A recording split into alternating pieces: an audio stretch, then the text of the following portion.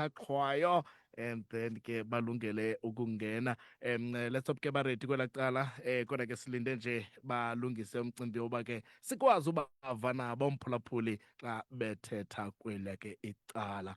Okwangoko make sikhumbuze umphulaphuli ke sinetopic line sikulindile apha. Yes, ngathi balungile.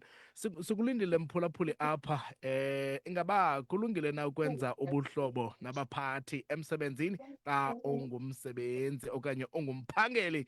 Ngaba kulungile na ukwenza ubuhlobo nootishala xa ungumfundi? Iyawuchaza ke isizathu sempendulo yakho. Ngalo ke olusuku lanamhlanje samkela ke undwendwe lethu befaba ke sinqonqole naye ngomgqibelo sana kodwa ke ngenxa ke yamagenxigenxi asakwazi le nto ke sibuya naye ke ngosuku lwanamhlanje sizokunika ithuba. Asavela, kunjani? Ndirathi akho nto, unjani wena? Ndiphilile, nkosi kakhulu, siyakwamkela mntanam, nkosi kakhulu. Khazibulisele kumphulaphuli ngeli xesha omameleyo. Useluzazisa mntanam?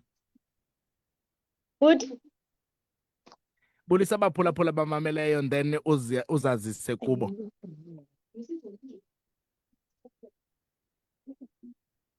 Andiqinisekanga uba ke bayandiva kweliya ke icala. Uyandiva Asavela? futhi Khabulisa abaphulaphuli. mandibulise abaphulaphuli ngegama elihle lenkosi osifelayo. Igama lam ndingu-Asavela Mamela, ndiyiPreteen yakwaMlungisi, ndiyi-second runner up. Okay, Enkosi, nkosi ndihlale kakhulu. elinge. Alright, sincokolele mntanam, uqale njani wamotivathwa yintoni ukuze ungene kwi-modeling? I-modeling uqala kwam uyibona ndabona abanye abantwana bemodelisha, so ndayibona i-modeling yinto erayithi and then nam ndamotiveyitheka and then ndayingenela ngoba ndayibona ukuba i-modeling yinto erayithi.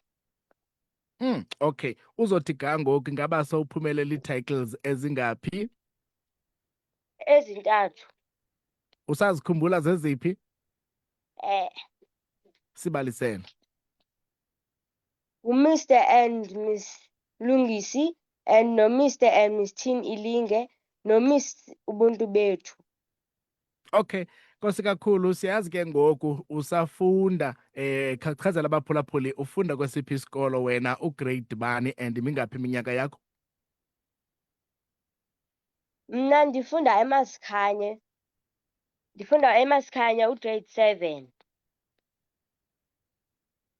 Ilapho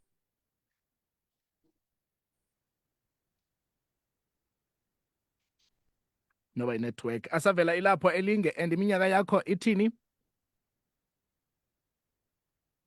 Ndina-13 years. Alright. Okay, kuba uphumelele ke ngoku pha wayi-second runner up ka-Mr and Miss Mlungisi Preteen, kuthiwe nenze ntoni? Ngabe ikhona i-charity work neetask enizinikiweyo? Futhi Kuthiwe nenze ntoni emva kuba ke uphumelele pha ke ku-Mr and Miss Mlungisi Preteen wayi-second runner up? Kuthiwe nenze ntoni? Ikhona i-charity work? kuthiwe masenze i-charity work ezintathu and then sithethe ezireyidweni kayi-2 and then siyoxhasa abantu kabini. Okay, i-charity work onqwenela ukuyenza wena yeyiphi and ufuna ukuyenza kweyiphi indawo? Mna bhuti ndifuna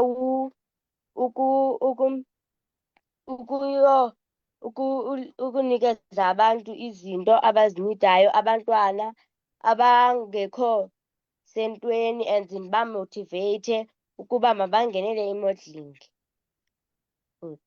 Yeyiphi le ndawo unqwenela ukuyoyenza kuyo yonke le nto? Mhlawumbi ikhona i-area okanye ilokishi oyicingayo? Futhi Ufuna ukuyenzela phi yonke loo nto? ndifuna uyenzela elinge. Okay, Asavela, kulo unyaka zikhona ezinye ii-plans onazo? Ingaba zikhona ezinye ii-competitions oza kuzingenela? Ndifuna ungenela uMiss Intelligence. Eastern Cape, bhuti. Okay. Abantu bangakusapota kanjani unqwenela uba bakuxhase ngoluphi uhlobo?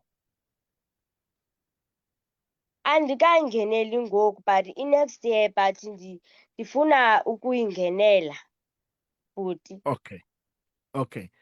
Abantu abafuna ukulandela ke umsebenzi wakho, isakhono sakho phaa kumakhasi onxibelelwano uyafumaneka koFacebook. Bhuti.